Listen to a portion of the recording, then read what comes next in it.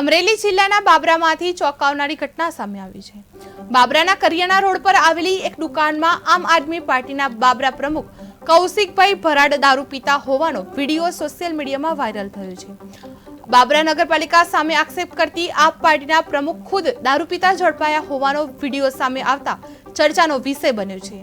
આ દરમિયાન બાબરા નગરપાલિકા પ્રમુખ પ્રવીણ કરકર અને ઉપપ્રમુખ અંકુર જસાણી પોતાની ટીમ સાથે ત્યાં પહોંચ્યા હતા અને કૌશિક ભરાડને દુકાનમાં દારૂ પીતા રંગે હાથે ઝડપી લીધા હતા।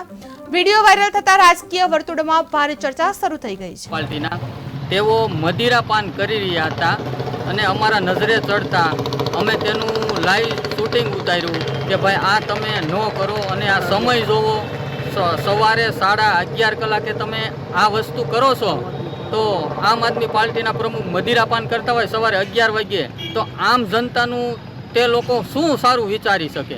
આ આમ આદમી પાર્ટીના આવા કાર્યકર્તાઓ હોય તો આમ જનતાનું એ ક્યાંથી સારું કરી શકવાના છે।